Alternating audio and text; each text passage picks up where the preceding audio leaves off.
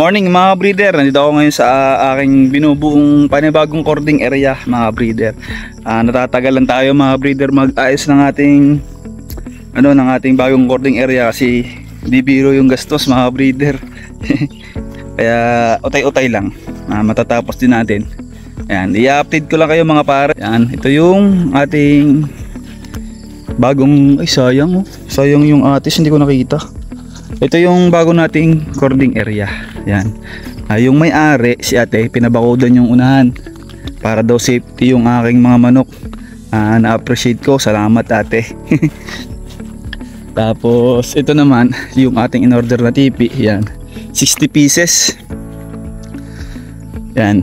Hindi ko pa siya igagawa, hindi ko pa siya nakakasa kasi busy pa nung nakaraan.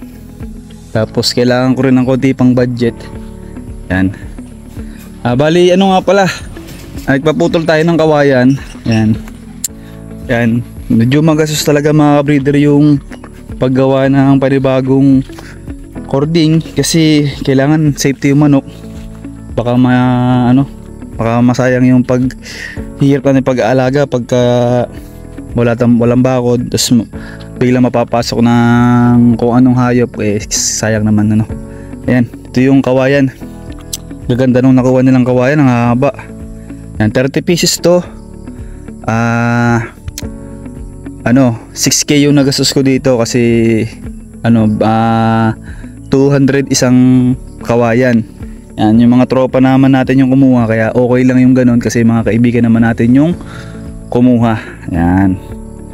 Ito mga breeder, update ko kayo. Yan. Oops. Nakita nyo ba yan? Suot ko yung saklob ni Buddy. Ito kasi yung, ang tawag ko dito, motivation cap. Yan, ito lagi nagpapaalala sa akin kung pag sinusuot ko to mga breeder, naalala ko yung mga pangarap ko, yung mga gusto kong marating sa buhay na kagaya sa kanya. Kaya basta mayroon akong pinuntahan o kaya bagay na gusto kong gawin, gusto kong madagdagan yung sa tiwala ko sa sarili ko, sinusuot ko to para maalala ko kasi nakaka-inspire naman talaga. Yung masukal na ulit, kailangan na ulit tabasan, pero pag tagal nito gaganda na yung damo dyan, magiging kulapi na yan pagka nailang tabas yan. Ayan, ito gusto ko sanang gawing ranging area yung baba, pero tsak, napakalaking gastos nito, kaya tulad ng dati utay-utay kasi sabi ni kuya 2 years naman daw, pahiram niya sa akin to. Sana dun sa 2 years na yan makaipon tayo, makabili tayo ng lupa. Kung hindi man makabili, kumbaga makapag-rent tayo ng yung isang galawan na lang kasi ang hirap, putol-putol yung manuha natin kung saan nakalagay. Yan. Pero darating din naman tayo dyan. Malay mo, swertihin tayo tulad ng iba, magkaroon din tayo ng 1 hektaryang manukan, nandun na yung ranging, yung cording. Yan. Magawa dito ng kubo kasi malamig dito. Kumbaga pag inabot ako ng init habang nagwawalis dito, kasi ito yung huling mawawalisan kumbaga abutin ako ng init dito pag wawalis ng mga ipot nila. May mga pahingahan ako dito. Yan. Yeah. Ito'y kamag-anak ng asawa ko, si Tita Tia. Kasi ito din kamag-anak ko, kaya safe yung manok dito. Babakudan na lang ng lambat. Nagbablog-vlog ako. Yan si Tia po yan. Ha? Oo. Hanggang di nilang naman pambabakudan ko, ari po.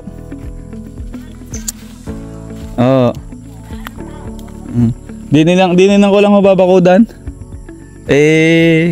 Yun. Yung gadol lang po. Ayan. Mga breeder, yan. Nahingi sila ng konting daan kasi may halaman pa sila doon sa baba. Naputol yung tsinelas ko. Wait lang mga breeder, sira ang tsinelas. Ito mga breeder, yung bago nating cording area. Tambay muna tayo dito ng konting oras. Yan. Pag isang araw mag-uumpisa na ako balon ng mga kawayan kasi umorder na rin ako ng lambat na pambakod. Ayan. Ayun mga ka-breeder, Baka kasi akalain ng mga nanonood sa atin, yung mga nag-uumpisa na, yung mag-uumpisa pa lang, baka akala nila madali lang at mahirap. Huwag niyo pong ipagpapalit agad yung inyong trabaho dyan. Kung may trabaho kayo at gusto niyo mag-umpisa ng manukan, utay-utayin nyo lang po.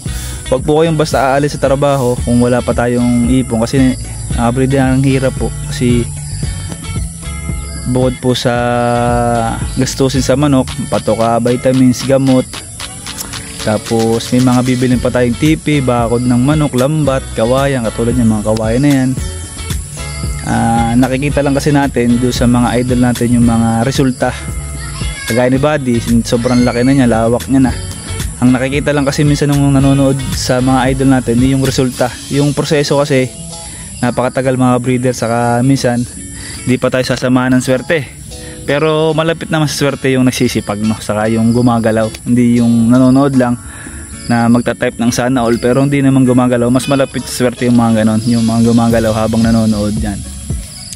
Ito, bumili kayo nito kay Buddy. Bumili kayo nito, inspirational cup. Yan, ang ganda dito. Nakatambay ako dito sa nakatumbang rambutan, bayabas. Puputulin ko rin to kasi ano pa ba. Ayun mga pare, ito yung update ko sa inyo. Wala pang mukha yung bagong cording natin, pero inuutay ko naman. Yan, pagka na-i-out natin yung mga national natin yan, may panibago tayong puhunan.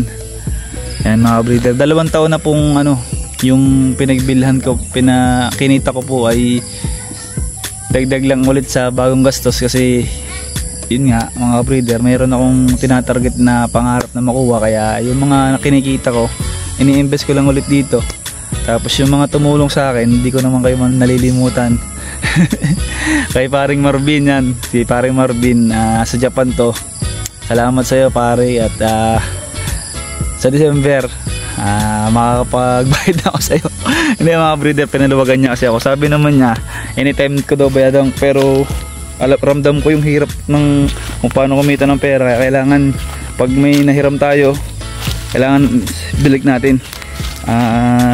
Lalo na yung mga ganon, yung kusang loob na tumulong sa atin, yun talaga, kailangan natin ibalik talaga yun. Para kasi mga breeder, napakahirap kumita ng pera talaga. Dati sabi ko easy lang, pero ang hirap pala. Ayan mga breeder, update lang. Ang ganda ng tanawin dito. Ayan, yun bundok. Medyo mapag lang ngayon, pero kitang kita yan. Ang ganda dito. Yun mga breeder, sana swertihin tayo para mas gumanda yung manuwa natin. Yan, para din naman sa atin na nagtitiwala sa ating mga alaga. Yan, salamat nga pala doon sa mga buyer ko, na mga repeat buyer natin. Yan, na-appreciate ko po yung pagbalik niyo sa akin. Salamat po. At sa ganung paraan, alam ko supportan niyo talaga, tunay sa akin. Yan. Okay, mag-alala mga breeder, masisipagan ko pa, mas gagandahan pa natin. Kumbaga, i-upgrade pa natin yung mga materials natin. Kaya lang sa panahon ngayon, kung ano lang muna yung meron ako, siya muna yung aking pagyayamanin. Balang araw yung mga gusto natin, mangyayari naman yan, pero matagal. Saka depende rin, si Lord na bahala kung pabibilisin niya, kasi isang ganun niya lang. Kung 3 taon, 10 taon bago natin magawa yon, isang ganun niya lang. Si Lord lang may alam nun, kung si Lord lang may kayang pabilisin lahat ng bagay. Pero sa akin, mas gusto ko yung ganito, yung utay-utay. Kasi mga breeder, ramdam na ramdam ko yung yung sarap habang nakikita ko yung pagbabago. Kahit napakatagal yung utay-utay na proseso, hindi ko pa masasabi pag-angat, utay-utay na gumagalaw, mabagal yung pag-iusad ko, pero masarap sa feeling mga breeder. Kasi kung noon iniisip ko lang sana magkaroon ako ng 20 na tipi, ngayon lagpas 100 na yung tipi natin. Kaya sabi ko nga, yung palang mga pinagagawa ko, may napupuntahan pala. Yan. Tapos ang sarap kasi pag-usapan, nagtambayan kami mga tropa. Sarap pag-usapan yung mga pinagagawa namin nung mga ilang taon nakalipas. Ganto pa lang ako noon, ganto pa lang, kasi ngayon may nagbabago, sabi ko. Kaya nakakatuwa. Ang sarap ganun mga breeder. Sa kubo kami, bawa nagiinuman kami ng konti. Ang kwentuhan namin tungkol sa pangarap, tas tungkol sa kung kasi minsan may mga dumadayo sa akin na hindi ko naman masyado ako kilala, kasi nila ganun agad yung mano ko. Hindi po hindi po ganun pakaayos dati. Tapos pag pumapasyal sila, naikukwento ko yung umpisa namin, yung umpisa ko. Tapos yung usapan namin mga breeder, yung tungkol sa pangarap, kung paano usad, nagpaplano kami magkakaibigan, yan. Kung paano pa namin mapapaganda yung buhay namin, yan. Lahat naman gusto ganun mga breeder. Ang dami kong pinagsasabihin, hindi naman to hindi naman tungkol sa manok. Yan mga breeder, yung ating bagong cording. Yan. Ang bilis lumago ng damo. Sana ganun din kabilis yung pagtapos ng mano ko na to, pero utay-utay lang. Matatapos din natin to. Ayan.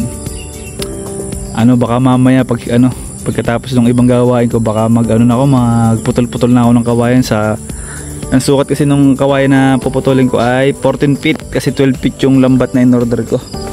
Ayan, sana dumating na yung lambat din para nandyan na. Prepare ko na. Dalawa kasi yung 200 meter yung aking in-order. Babakot ko dito. Hindi ko alam kung kasya yun, pero pag kulang edi antay ulit ng panibago, pero utay-utay lang, no? At ayun mga breeder, baka dito ko na po tapusin yung may kabuti yata to. Ayun mga breeder, hindi pala kabuti. Dito ko na tatapusin yung yung content. Medyo ganito yung boses kasi medyo pagod na ako. Bawa nang katatapos ko lang magpatukat, medyo naglinis-linis na ako dun sa manukan ko sa bahay. Yan. Dito ko natatapusin yung content mga breeder. Abangan nyo yung mga update natin. Tapos nga pala mga breeder, congrats nga pala sa nanalo dun sa aking pa-free raffle na 20 ulit. Hindi man yung sing ganda, sing quality ng mga kilala nating breeder. Yun naman mga breeder ay galing sa puso ko, at saka inalagaan ko po mabuti yun. Yan. Sana mapadami nyo, at congrats ulit. At sa January, sa darating na expo, kapag meron pong maayos, sure po ako, magbibigay po ako ng trayo. Yan. Basta supportahan nyo lang lagi yung ini-endorse kong gamot. Hindi naman mga breeder napakabisa. Hindi ko lang mabanggit dito kasi yung YouTube. Hindi kasi yung pagbanggit kasi doon sa pangalan na produkto ay ayaw nila. Beetle-Cack na lang yan. Beetle-Cack na lang yung babanggitin ko. Kita nyo naman kung ano yun. At ayun, hindi ako mapapahiya sa inyo, kaya nire-recommend ako yun. At talaga namang subok ko na effective. Talagang kung meron akong katulong at sasabihin sa inyo yung sikreto, ayun yung aking katulong sa negosyo ko, kung paano ko na maintain yung pag-aalaga ko kahit nag-iisa ako. Yan. At saka yun mga breeder, paano uuwi muna ako at makakain muna. Ayun, see you soon sa next episode ng JM Game Farm. Alright, maraming salamat sa panonood at palaging pagsubaybay. Yan, babawi ako sa inyo, promise.